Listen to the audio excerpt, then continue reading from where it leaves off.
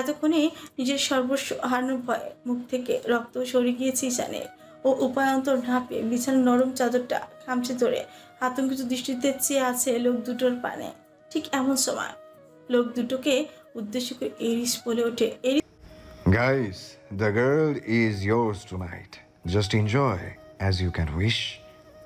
অনুমতি দেওয়ার সঙ্গে সঙ্গে ঈশানীর উপর ঝাঁপিয়ে পড়ল লোক দুটো। বারংবার হাত বাড়িয়ে ঈশানীর শরীরকে স্পর্শ করতে চাইছে তারা। একজন তো ওর জামা নিয়ে টানাটানি করতে শুরু করে দিয়েছে। ওদের চেহারা হাসে, এমনকি চোখ, সবকিছু ভয়ঙ্কর রকম বিশ্রী। ঈশানী কোনো মতে আড়াআড়ি ভাবে নিজেকে আর করার চেষ্টা চালাচ্ছে, কিন্তু এটা আদতেও সম্ভব নয়। তাই কোনো উপায়ন্তর না পেয়ে এবার এরিসের দিকে অসহায়ের মতো হাত বাড়িয়ে চিৎকার করে ডেকে উঠল ঈশানী। কাঁদতে কাঁদতেই বলল, অরণ্য, আমাকে বাঁচান, ওরা আমাকে স্পর্শ করতে চাইছে, দয়া করে ওদের আটকান, আমি সহ্য করতে পারছি না। আমি আপনার কাছে মিনতি করছি, আপনি যা বলবেন আমি তাই শুনবো, আর কখনো পালানোর মতো দুঃসাহস দেখাবো না, আপনার গায়ে হাত তুলবো না। তবু দয়া করে ওদের থামান আপনি, আমি পবিত্র, আপনি এটা হতে দিতে পারেন না, কিছুতেই না অরণ্য। লোক দুটোর মাঝখান থেকে ঈশানীর বাড়িয়ে দেওয়া হাত কাঁদতে কাঁদতে বলা প্রত্যেকটা কথা অরণ্যর নামে ডেকে ওঠা, সবশেষে এরিসের কাছে নিজের সুরক্ষার জন্য আকুতি, এই প্রত্যেকটা জিনিস হুট করে ভেতরে থেকে ধাক্কা দিতে শুরু করে এরিসকে। হাসপাস শুরু হয়েছে ভেতরে, কিছু একটা ক্রমশ ভেতর থেকে রাগান্বিত করে তুলছে ওকে। ঈশানীর এই চিৎকার, এই আকুতি মুহূর্তে যেন সব আনন্দ কেড়ে নিতে শুরু করেছে এরিসের। কেন এই মুহূর্তে কোনো পৈশাচিক আনন্দে ছুঁতে পারছে না এরিসকে। ভিতরে ভিতরে অজানা এক দহন অনুভব করছে ও। Something is burning in my chest. কিছু একটা বিড়বিড়িয়ে সামনের লোক দুটোর উপর তরতরিয়ে বেড়ে ওঠা তীব্র রাগে তৎক্ষণাৎ ভীষণ জোরে গর্জন করে ওঠে এরিস। Stop right now. আকস্মাৎ কাউচ থেকে দাঁড়িয়ে পড়ে এরিস। ভয়ের তোড়ে লোক দুটো তাড়াহুড়ো করে সরে যায় ঈশানীর কাছ থেকে। এরিস ওদেরকে চোখ রাঙিয়ে পুনরায় গর্জে উঠে বলে, Get out from here. এরিসের আদেশ পাওয়া মাত্রই জীবন নিয়ে পালিয়ে যাওয়ার মতো জলদি রুম ত্যাগ করে লোক দুটো। ওরা চলে গেলে এরিস ঘাড় ঘুরে তাকায় ঈশানীর পানে, যে এই মুহূর্তে দু হাত বুকের উপর শক্ত করে চেপে ধরে ভয়ে ছকছক করে কাঁপছে। যদিও লোকগুলো ঈশানীকে ছুঁতে পারেনি, তবে চেষ্টা করা দরুন ওর গলার আশেপাশে নখের আঁচল লেগে ফর্সা কণ্ঠ নালীর জায়গায় জায়গায় রক্ত জমাট বেঁধে গিয়েছে। কিছুক্ষণ তীক্ষ্ণ নজরে পরখ করে ধীর কদমে ঈশানীর নিকট এগিয়ে গিয়ে কিঞ্চিত মুখের কাছে ঝুঁকে ওর ক্ষত স্থানে এক নজর চোখ বুলার এরিস। অতঃপর ওর চিবুকটা আলতো হাতে চেপে ধরে তাতে তৎ পিষে পড়ল, আজকে যা দেখলে আমি এর চাইতেও বেশি খারাপ। ইভেন আমি যে কতটা হার্টলেস সেটা তোমার ধারণার ঊর্ধ্বে। তাই দ্বিতীয়বার আমার গায়ে হাত তোলার মতো স্পর্ধা দেখানোর আগে এই রাতের কথা খুব ভালোভাবে স্মরণ করে নিও। শান্ত অথচ রাশভারী আওয়াজে ঈশানীর মুখের উপর কিছু কঠিন হুমকি ছুরি দিয়ে গটগটিয়ে জায়গা ত্যাগ করে এরিস। আর ঈশানী নিজের চরম ভুলের মাসুল দিতে দিতে ক্লান্ত শরীরে কাঁদতে কাঁদতে নিস্তেজ হয়ে পড়ে থাকে সেইখানে। বাংলাদেশ মিশনের প্রায় 2 মাস আগে। রাশিয়াতে এখন আর গরমকাল নেই, তবে শীতটাও সেভাবে গেড়ে বসেনি ভূখণ্ডে। গভীর রাত হলে মৃদুমন্দ ঠান্ডা শীতল হাওয়ায় খানিকটা কেঁপে ওঠে শরীরের সর্বাঙ্গ, তবে তুষারপাত হতে এখনো ঠের দেরি। তুষারপাত হলো এরিসের সবচেয়ে প্রিয় প্রকৃতির দুর্যোগ। প্রচণ্ড ঠান্ডায় সবুজে রঙের তরতাজা বিস্তৃত জঙ্গলটা যখন থাপথাপে ফ্যাকাশে সাদা লাশের ন্যায় মৃত ভূখণ্ডে পরিণত হয়, তখনই তৃপ্তিতে চোখ জুড়িয়ে আসে ওর। ভেতরে পৈশাচিক সত্তাটা দ্বিগুণ আগ্রহ নিয়ে ফোন দিয়াতে শুরু করে নতুন কোনো মিশনের, মেতে ওঠে নতুন কোনো মস্তিষ্কের খেলায়। তবে এই মুহূর্তে প্রকৃতির সামান্য হিমেল হাওয়া তো টক বগিয়ে ফুটে উঠছে এরিসের দাবানলের মতো মস্তিষ্ক। তুষারপাতের অপেক্ষা করতে গেলে শত্রু নিধনে বড্ড দেরি হয়ে যাবে যে। চোখের সামনে শত্রুর ফেলে যাওয়া চোপকে এত সহজে ছেড়ে দিলে পাইথন প্যারাডাইসের লিডার হওয়ার যোগ্যতা আর রইল কই? তাছাড়া এরিস নিজেও তো প্রতিশোধ নিতে চায়। ড্যানিয়েল হ্যারিসনের ডানা কেটে দেওয়ার এটাই সুবর্ণ সুযোগ, কারণ ওর একমাত্র সুন্দরী গার্লফ্রেন্ড এখন এই মুহূর্তে এরিসের হাতেই বন্দী। পেন্ট হাউসের ব্যাকইয়ার্ডে আজ ফায়ারফ্লেক্স জ্বালানো হয়েছে। দাও দাও করে জ্বলতে থাকা অগ্নিশিখা রক্তাক্ত লামিমায় অদ্ভুত গা ছমছমে লাগছে চারিপাশ। ফায়ারপ্লেক্স থেকে কয়েক হাত দূরে চেয়ারের সঙ্গে হাত মুখ বেঁধে বসিয়ে রাখা হয়েছে ড্যানিয়েলের গার্লফ্রেন্ড ববিকে। ববির চোখে মুখে ভয়ের ঘন কালো মেঘ। এই পেন্ট হাউসে এসে এরিশকে নিজের লাশময় রূপে পাগল করতে যে ও নিজে যে কত বড় বিপদের মুখে ফেঁসে গিয়েছে তা এতক্ষণে ভালো মতোই অনুমান করতে পেরেছে ববি। এই মুহূর্তে আদৌ এরিশের থাবা থেকে জীবন নিয়ে বেঁচে ফিরতে পারবে কিনা সেই আতঙ্কে রক্ত ঠান্ডা হয়ে যাচ্ছে মেয়েটার। নিজ মুখে যে কোনো কিছু স্বীকার করবে সেই উপায়টুকুও বাঁচিয়ে রাখেনি গার্ডসরা। এমন ভাবে মুখ বেঁধেছে যে টু শব্দটাও ও বের করতে পারছে না ভেতর থেকে। শুধু চোখের কার্নিশ পেয়ে ছড়ে যাচ্ছে অনবরত নোনা জল। একটু পর ব্যাক এয়ারে হাজির হয় এরিশ। এসেই বাপির মুখোমুখি একটা চেয়ারে পায়ের উপর পা তুলে আরাম করে বসে পড়ে ও। তুষার ওর পাশে রিভলভার হাতে নিয়ে দাঁড়িয়েছিল। এরিশ বসে খানিকক্ষণ বাবি মেয়েটাকে পর্যবেক্ষণ করে অধপর ঠোঁট কামড়ে হিসিয়ে বলল, টোটাল মিস্টেক। ড্যানিয়েল তোমাকে পুরোপুরি একটা বিচ বানাতে পারিনি বেবি গার্ল। কারণ তুমি আজ জামা কাপড় খুলে যাকে সিরিয়াস করায় ব্যস্ত ছিলে ওটা আসলে আমি ছিলামই না, তুষার ছিল। আঙ্গুলের ইশারায় তুষারকে দেখিয়ে দেয় এরিশ। সঙ্গে সঙ্গে টাইয়ের নজে হাত দিয়ে খক করে হেসে উঠে তুষার। এনিওয়ে, তুমি আমাকে এর আগে দেখোনি, এটা তোমারও মিস্টেক নয়। অফকোর্স এটা তোমার গডফাদার ড্যানিয়েলের মিস্টেক। অত্যন্ত ঠান্ডা স্বরে বাবিকে কথাগুলো শুনিয়ে তুষারের দিকে না তাকিয়ে নিজের সিল্কি চুলগুলো ব্যাক ব্রাশ করতে করতে এরিশ ওকে হাতিস দিয়ে বলে, ড্যানিয়েলকে ভিডিও কনফারেন্সে নিয়ে এসো। তুষার তৎক্ষণাৎই তাই করল। ড্যানিয়েলকে ভিডিও কল দিয়ে ম্যাকবুকটা বাবির সামনে ছোট্ট করে একটা সেন্টার টেবিলের উপর রেখে দিল সে। স্ক্রিনে বাবির এন হাল দেখা মাত্র ওপাশ থেকে উদ্বিগ্ন কণ্ঠস্বর ভেসে এলো ড্যানিয়েলের। Baby girl, what happened to you? Are you okay? তৎক্ষণাৎ দগ্ধ হাতে ম্যাকবুকটা নিজের দিকে ঘুরিয়ে নিল এরিশ। স্ক্রিনের দিকে তাকে ক্রু হেসে শুধল। নিজের বিচকে স্পাই বানিয়ে পাঠিয়ে আমাকে জব্দ করতে চেয়েছিলে, তাই তো মিস্টার ড্যানিয়েল? কিন্তু কি বলো তো, তোমার বিচটা তোমার মতোই বোকা। Don't call her bitch. She is not as light. She is my girl and my love her. ড্যানিয়েলের কর্কশ আওয়াজ ভেসে এলো মনিটরের ওপাশ থেকে। ওর কথায় চোটের হাসি প্রসারিত হলো এরিশের, যেন মাত্রই কোনো মস্করা করেছে ড্যানিয়েল। ওকে কিছু করো না, আমরা একটা ডিলের মাধ্যমে সমঝোতায় আসতে পারি, দরকার পড়লে বেরেত্তায়ের সাহায্য। উৎভ্রান্তের মতো কথা বলে যাচ্ছিল ড্যানিয়েল, তখন হুট করে ওর মুখের উপর কথা শুনল এরিশ। তুমি বোধহয় ভুলে যাচ্ছ, ব্রাতভা আমার কথায় চলে। ইভেন ব্রাতভা এর কোনো মাফিয়া বসই আমার কথার বাইরে গিয়ে তোমাকে সাহায্য করতে আসবে না, কারণ তুমি রুলস ব্রেক করেছো, আমার টেরিটরিতে নিজের স্পাই পাঠিয়েছো। এবার সত্যি ক্ষীণ হয়ে এলো ড্যানিয়েলের গলার স্বর। সে খানিকটা কাহিল কণ্ঠে এরিশকে অনুনয় করে বলল, প্লিজ এরিশকা, ওকে কিছু করো না, যা প্রতিশোধ নিতে হয় আমার সাথে মোকাবিলা করো। আমি ববিকে সত্যিই ভালোবাসি। ভালোবাসি? একটা মাফিয়া বস হয়ে কাউকে কি করে ভালোবাসতে পারো তুমি ড্যানিয়েল? তাও আবার সেটা নিজের শত্রুর সামনে ভাবে জাহির করছো? সিরিয়াসলি? হাসলো এরিশ। পরবর্তীতে মুখভঙ্গিমা গম্ভীর আর করে কঠিন গলায় বলে উঠল, একজন মাফিয়া কোনোদিনও কাউকে ভালোবাসতে পারে না, কিন্তু তুমি বেসেছো, তাই তুমি অনেক দুর্বল ড্যানিয়েল। নিজের এই দুর্বল আত্মাটাকে নিয়ে আমার সাথে আর কখনো গেম খেলতে আসবে না, নইলে এভাবেই মারা পড়বে। কথা শেষ করে তুষারের হাত থেকে রিভলভারটা ছিনিয়ে নিয়ে পেছনের একটা গার্ডকে পয়েন্ট করে আচমকা গুলি ছুড়ল এরিশ। এরপর সামনে ঘুরে রিভলভারে থাকা সবকটা গুলি কয়েক নানো সেকেন্ডের মধ্যেই পাস করে দিল সামনে বসা ববির মস্তিষ্কে। ওর এই আকস্মিক কর্মকাণ্ডে হতভম্ব সকলে। ভিডিও কলের ওপাশ থেকে ড্যানিয়েলের রাগী গর্জন ভেসে আসছে। সে অনবরত চিৎকার করছে, এরিশকে কঠিন হুমকি দিয়ে যাচ্ছে। মুহূর্তে এরিশ রিভলভার থেকে গুলি ছুড়ে চোখের সামনে গোটা ম্যাকবুকটাই ভেঙে ফেলল।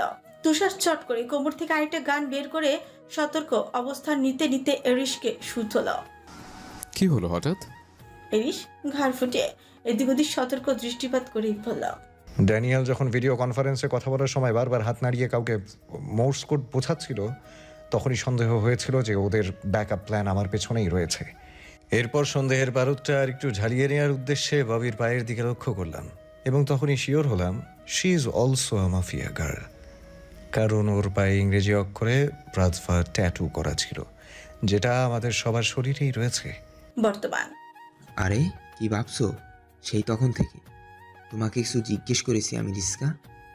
অ্যালেক্স এর কথায় ধ্যান ভঙ্গ হয় ইরিশের। সে বিরক্ত ভঙ্গিতে পায়ের উপর পা তুলে কাউচে চেয়ারে গা এলিয়ে বসে সেন্টার টেবিল থেকে হাতে ওয়াইনের গ্লাসটা তুলে তাতে সিপ নিয়ে নিরেট সরি বলে।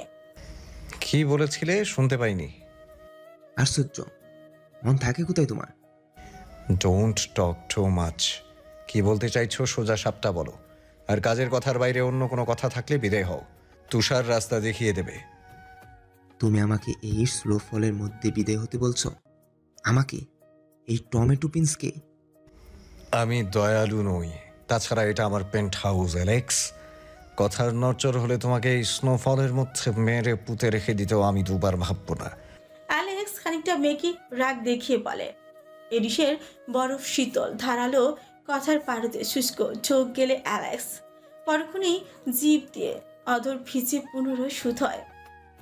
বলছিলাম যে মিস্টার ড্যানিয়েল আর তোমার মাঝে লাস্ট টাইম ঝামেলাটা কিনে। সেটা তোমার না জানলেও চলবে, জাস্ট এনজয় ইউর ড্রিঙ্ক। অ্যালেক্সের জিভ ঘষে কথা বেরোনোর আগেই ওকে মাঝপথে থামিয়ে দিয়ে কর্কশ আওয়াজে কথা ছড়ে এরিস। আজ প্রায় এক সপ্তাহের বেশি হয়ে গেল ঈশানী এই কালো পেন্ট হাউসে পুরোপুরি বন্দি। না, কেউ ওকে হাত পা বেঁধে তালা মেরে কক্ষ বন্দি করে রাখেনি, তবে গার্ডসরা নজরবন্দি করে রেখেছে সবসময়।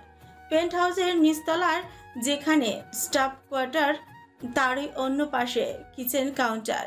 কিচেন পেরিয়ে দুটো 12x12 ফুটের ছোট ছোট রুম, যার একটাতে থাকে ফ্লোরা নামক রুশ মেয়েটি আর অন্যটাতে ঠাঁই হয়েছে ঈশ্বর। প্রথম কদিন ওই ছোট্ট রুমটা থেকে কিছুতেই ভয় বের হয়নি ঈশানী। পাছে না ওকে ধরিনি বিক্রি করে দেয় লোকগুলো।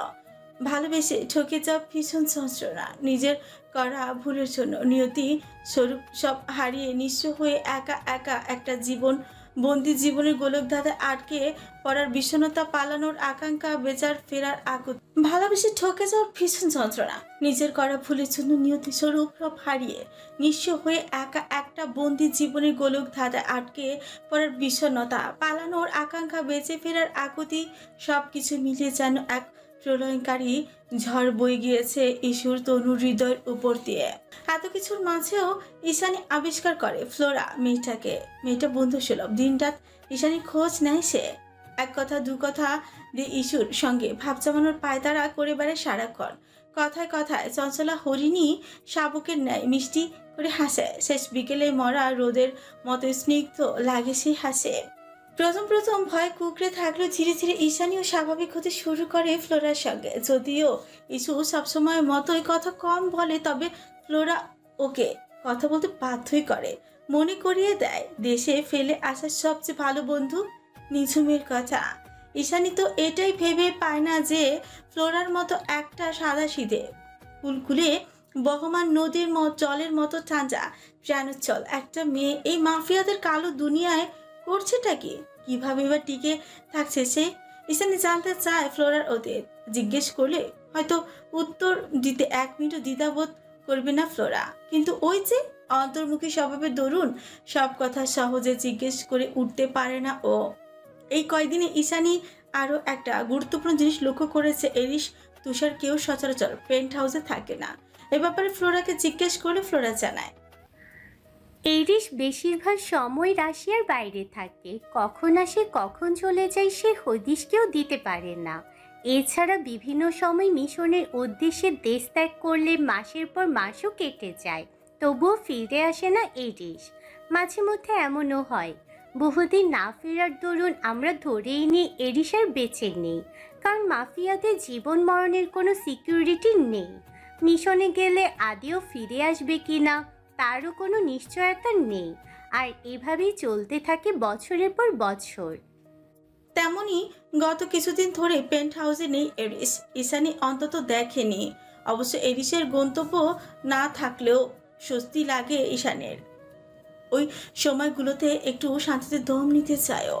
নিজেকে বাঁচিয়ে রাখার ক্ষুদ্র প্রয়াস বলা চলে, কারণ এরিস এলেই প্রচণ্ড ভয় তটস্থ থাকে ঈশানী।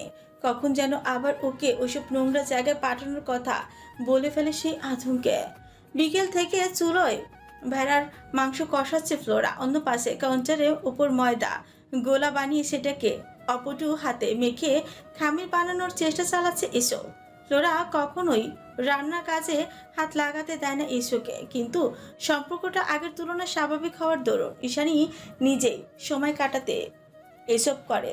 ফ্লোরাও একবারই আর না করে না ওকে। এক পর্যায়ে ময়দা মাখাতে মাখাতে ফ্লোরাকে উদ্দেশ্য করে ঈশানী সুথল। আচ্ছা ফ্লোরা, এই বিকেলবেলা এত বড় বান, এত এত মাংস, কার জন্য এত আয়োজন করছো বলো তো? কোন গেস্ট আসবে? কোনো গেস্ট আসবে নাকি? গত কয়েকদিনে আমি যতদূর দেখেছি কেউই বাড়িতে খাবার খায় না, তাহলে হ্যাঁ? ফ্লোরা সসপ্যানে ঢাকনা তুলে খানিকটা লবণ চেখে দেখতে দেখতে ঠোঁট উল্টে পড়ল। কার জন্য আবার? বোঝোর জন্য। এত কষ্ট করে রান্না করে তুমি ওই ভয়ঙ্কর জন্তুটাকে খাওয়াবে? তুমি জানো সেদিন রাতেও আমাকে কত জোরেই না ধাওয়া করেছিল? ভাবলে এখনো কলিজা শুকিয়ে কাঠ হয়ে যায় আমার। কথা বলতে গিয়েও খানিকটা ভয়াতুর ঠকিল ঈশানী।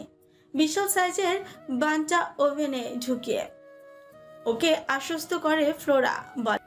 কি করব বলো, বোঝো ইরিশের খুব আদরের। তাছাড়া আমার তো কাজ নেই এখানে। বছরে 2-1 পেন্ট হাউসে ডিনার অথবা লাঞ্চ করে ইরিশ, সেই দিনে একটু রান্নাবান্না করতে হয়। এছাড়া আমি তো শুয়ে বসে দিন কাটিয়ে দিই। ফ্লোরার কথার পাশে ঈশানী সুদ হয়। তুমি এখানে কেন পড়ে আছো ফ্লোরা? তোমার কি ভয় করে না ওদের? কেন চলে যাচ্ছ না এই কালো দুনিয়া ছেড়ে? তুমি কি বুঝতে পারো না এখানে থাকা মানে তোমার ভবিষ্যৎ মরীচিকার মতোই অন্ধকার? নাকি তোমাকে ওরা জোর করে? ঈশানীর কথায় মৃদু হাসলো ফ্লোরা, অতঃপর ওকে আশ্বস্ত করে পড়ল। তুমি যা ভাবছো তেমন কিছুই নয় ইস্যু। আমার বাবা মা দুজনই এরিসের আন্ডারে কাজ করত। ওরাও কিছু বছর আগে একটা মিশনে মারা যায়। তারপর থেকেই আমি এখানেই আছি বলতে পারো। কথা শেষ করতে পারে না ফ্লোরা, তার আগে বাহিরের তুষার ঝড়ের দিকে চোখ যায় ওর। তুষারের বেগ বেড়েছে তা দেখে মেয়েটা সচেত হয়ে চট করে কথা ঘুরিয়ে বলে ওঠে, খাবার আমি সার্ভ করে দিয়েছি। তুমি একটু কষ্ট করে গার্ডসদের হাতে পাত্রটা দিয়ে এসো না ইস্যু। দুপুরের দিকে সামান্য রোদ দেখতে পেয়ে ছাদ বারান্দায় অনেকগুলো জামা কাপড় দিয়ে এসেছিলাম। এখন তুষার পড়ছে, নিশ্চয়ই সবগুলো জামা কাপড় এতক্ষণে বরফ জমে হাড্ডিতে রূপান্তরিত হয়ে গিয়েছে। কথা শেষ করে ছাদ বারান্দার দিকে দ্রুত ছুট লাগায় ফ্লোরা। ওদিকে খাবারের পাত্র হাতে নিয়ে বোকা বনে যায় ঈশানী।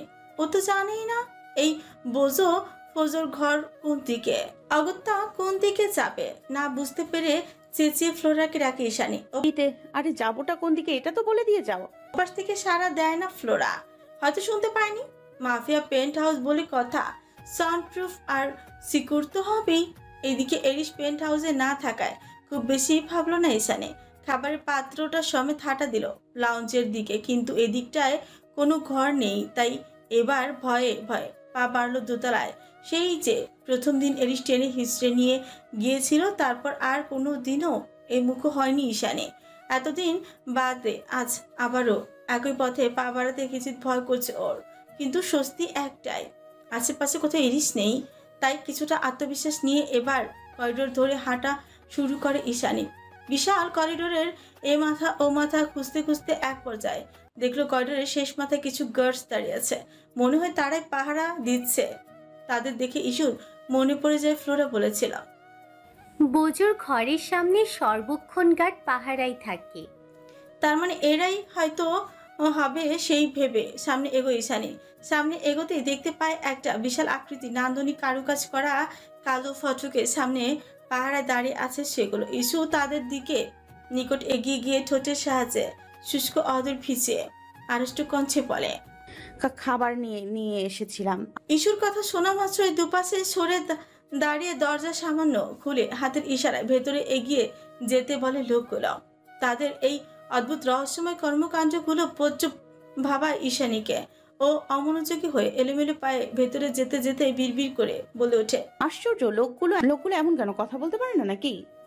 ওদিকে এরিস, অ্যালেক্স আর তুষার কিছু একটা নিয়ে কথা বলে ভীষণ ব্যস্ত। ঠিক এমন সময় দরজা ঠেলে ভেতরে প্রবেশ করে একটা মেয়ে, যার আগমনে সচকিত হয়ে পেছনে ঘুরে তাকায় ওরা তিনজনে। রিনচিন করে ঝংকার তোলা নূপুরের আওয়াজে এরিসের চোখ যায় ঈশানীর পায়ের দিকে।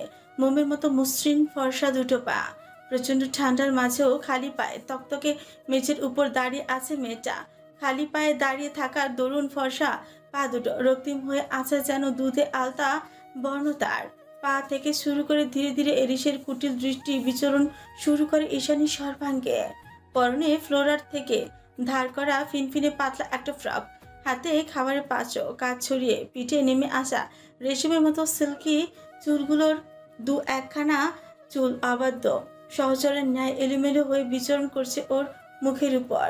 হাত আটকে থাকার দরুন ঈশানী চাইলেও সেগুলো ঠিকঠাক করতে পারছে না সহজে। পান পাতার মতো ঠলঠলে সুন্দর মুখশ্রী, এখানে সেখানে লেগে আছে ময়দার গুঁড়ো।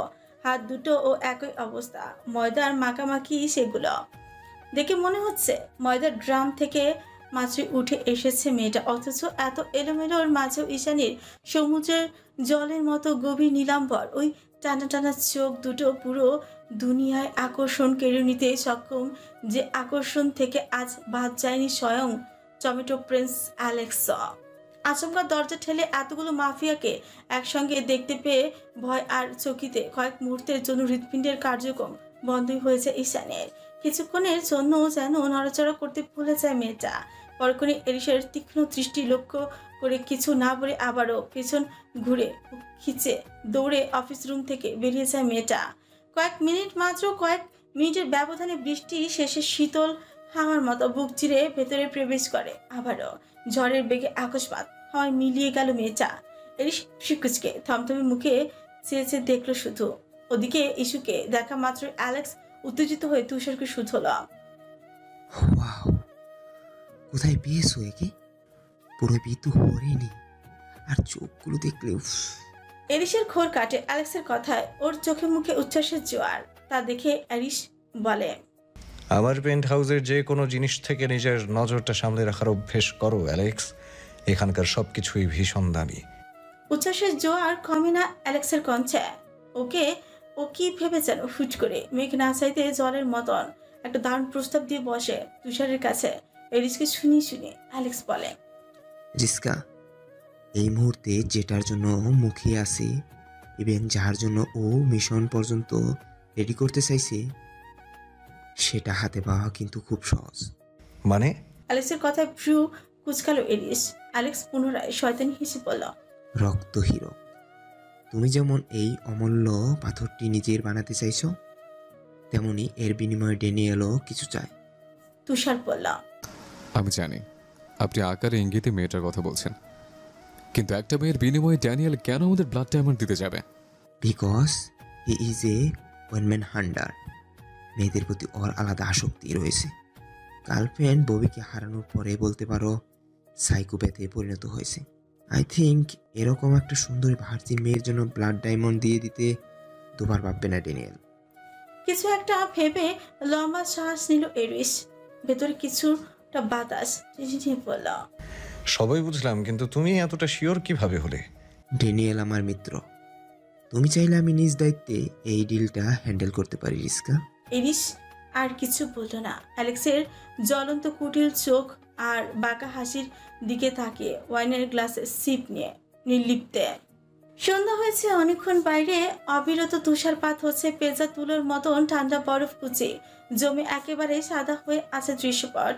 ফ্রন্ট ইয়ারট্রে ছড়িয়ে চোখের সামনে পুরো জঙ্গলটা যেন আস্ত এক বরফ খণ্ডে রূপ নিয়েছে। দেখলে কেমন চোখ জুড়িয়ে আসে। ঝুলন্ত বারান্দা রেলিং ঘেঁষে দাঁড়িয়ে বাইরে তুষারপাতের দৃশ্য এক মনে উপভোগ করছে ঈশানী। ঠিক এমন সময় দুর্মক ধোয়া ওঠা কফি নিয়ে ওর পাশে ঘেঁষে দাঁড়ায় ফ্লোরা। ঈশানীর শরীরে গরম কাপড় নেই, কোনো মতে একটা চাদর দিয়ে নিজের শরীর আবৃত করে রেখেছে শুধু। অবশ্য ভেতরের দিকে ঠান্ডা অনুভব করা যায় না তেমন। নয়তো সেরকম হলে ঠান্ডায় জমে এতদিনে ভূতি হয়ে যেত ঈশো। তবে বারান্দার এখানে ভালোই শীত লাগছে। ফ্লোরা এসে ঈশানীর এক হাতে কফির মগ ধরিয়ে দিয়ে অন্য হাতটা নিজের সোয়েটারের পকেটে পুড়ে দিয়ে মিষ্টি এসে পড়ল। কফিটা পান করো, আরাম পাবে। বিপরীতে ফ্লোরাকে আন্তরিকতা মাখা এক চিলতে হাসি ফেরত দেয় ঈশান। অতঃপর কফি খেতে খেতে নিচে তাকাতে হুট করে ও দেখলো এই তীব্র ঠান্ডায় স্নোফলের মাঝে তাড়াহুড়ো পায় পার্কিং লটের দিকে এগিয়ে যাচ্ছে কেউ একজন। পরনে তার মোটা ডলের তৈরি ওভারকোট, সেই সাথে কালো গ্লাভস। ঈশানী লোকটাকে দেখে ফ্লোরাকে শুধাল। কে উনি? ফ্লোরা নিচের দিকে উক্কি দিয়ে লোকটাকে ভালো মতো পর করে জবাব দিল। Tomato Prince. Tomato Prince? উল্টো প্রশ্ন ছড়ে কুচকালো ঈশানী। ফ্লোরা হাসুচোখ মাথা নাড়িয়ে বলল, কান্ট্রি সাইডে ওনার দাদার আমলে একটা টমেটো সসের ফ্যাক্টরি রয়েছে, ওই জন্যই ওনাকে সবাই টমেটো প্রিন্স নামে চেনে। ঈশানী একটু ভেবে ঠোঁট উল্টে শুধল। তার মানে তো উনি একজন ভালো লোক। তাহলে উনি এই মাফিয়া হাউজে কি করছেন?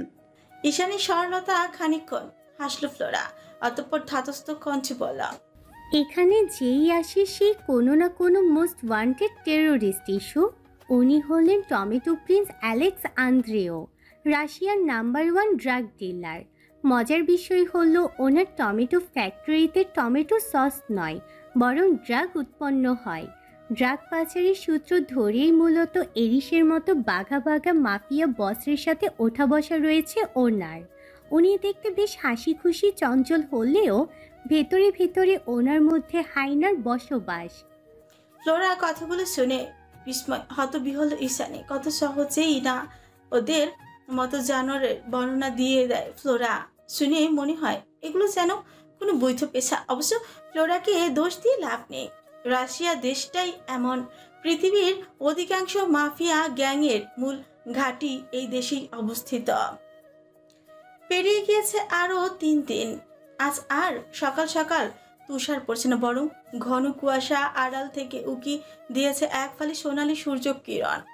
মৃদু আঁচের ঝুরঝুরে রোদে বেশ চনমনি লাগছে চারিদিকে। পেন্ট হাউসের চারিপাশে জমে থাকা বরফের আস্তর গলতে শুরু করেছে ধীরে ধীরে। ফ্রন্ট ইয়ার্ডে কৃত্রিম উপায়ে বড় করা সৌন্দর্য বর্ধক ঘাসগুলো, শিশিরের ছড়াছড়ি, সব মিলে সুন্দর এক প্রাণোচ্ছল সকাল। তবে ঈশানীর জন্য আজ সকালটা হতে চলেছে সবচেয়ে অভিশপ্ত আর বিষাদময়, কারণ এরই সিদ্ধান্ত নিয়েছে ও ব্লাড ডায়মন্ডের বিনিময়ে ঈশানীকে ড্যানিয়েলের ক্লাবে পাঠিয়ে দেবে। ব্লাড ডায়মন্ড এরিসের বহু বছরের স্বপ্ন, অবসেশন বলা চলে। ওই পাথরের বিশেষত্ব আর মূল্য দুটোই আকাশচুম্বী। তার চেয়েও বড় কথা, মাফিয়া জগতে রাজ করতে হলে পৃথিবী বিখ্যাত এই ব্লাড ডায়মন্ড এরিসের কুক্ষিগত করতেই হবে। তাছাড়া ড্যানিয়েল হ্যারিসন আপোষে রাজি হয়েছে। এইরকম শান্তি চুক্তি কেই বা হাতছাড়া করে? তার জের ধরেই ইতিমধ্যে অ্যালেক্সের তত্ত্বাবধানে ড্যানিয়েলের কিছু বিশ্বস্ত গার্ডসরা এসেছে ঈশানীকে তুলে নিয়ে যেতে। ঈশানী তখন সবে সবে পাওয়াটিতে একটা কামড় বসিয়েছে মাত্র, ঠিক তখনই গার্ডসরা হনহনি ভেতরে প্রবেশ করে ওকে জোর জবরদস্তি করতে শুরু করে। প্রথমে বুঝে উঠতে না পারলেও পরক্ষণে ইস্যু ঠিকই বুঝতে পারে যে এরিসি ওকে কোথাও পাঠিয়ে দিচ্ছে। যখনই ব্যাপারটা ঈশানী বোধগম্য হলো, সঙ্গে সঙ্গে যেন পুরো আকাশ ভেঙে পড়লো ওর মাথার উপর। ও তৎক্ষণাৎ বাইরে না যাওয়ার জন্য কাঁদতে কাঁদতে দৌড়ে গিয়ে লুকিয়ে পড়ে কিচেন কাউন্টারের পেছনে। গার্ডসরা সেখান থেকে 2 বাহু শক্ত করে চেপে ধরে টেনে হিঁচড়ে বের করে আনে ঈশানীকে। অতিরিক্ত টানা হেঁচড়ার ফলস্বরূপ ওর পরনের ফিনফিনে সফেদ গাউনটা ছিঁড়ে যায় পায়ের কাছ থেকে। শরীরটা ব্যথা দিয়ে ভরে গিয়েছে, অথচ ঈশানী তাতে বিন্দুমাত্র নজর নেই। ও বারবার নিজেকে ছাড়ানোর বৃথা চেষ্টা করে যাচ্ছে। এক পর্যায়ে যখন জোর জবরদস্তির আর কোনো শক্তি অবশিষ্ট থাকে না ওর মাঝে, তখনই চিৎকার করে কেঁদে উঠে ঈশানী। বারবার মিনতি করতে থাকে ওর নিষ্ঠুর গার্ডসগুলোর কাছে, আমাকে ছেড়ে দাও, আমি কোথাও যেতে চাই না। মরে গেলেও আমি ওই জায়গাতে যাব না, কিছুতেই না। এতক্ষণ যেমন ফ্রন্ট ইয়ার্ডে দাঁড়িয়ে তুষারের সঙ্গে কিছু একটা নিয়ে আলাপ করছিল এরিস। হুট করে পেন্ট হাউসের ভেতর থেকে আসা ঈশানী আকস্মিক চিৎকারে মস্তিষ্ক সজাগ হয়ে ওঠে ওর। বারবার একই গলার চিৎকার, কান্না মিনিতেই বেঁচে আসছে ভেতর থেকে। এরিস নিজের বাজ পাখির মতো তীক্ষ্ণ দৃষ্টি নিক্ষেপ করে তুষারকে জিজ্ঞেস করল, কি হয়েছে? ড্যানিয়েলের লোকেরা ওকে নিয়ে আসতে ভেতরে গিয়েছে। জবাব দেয় তুষার।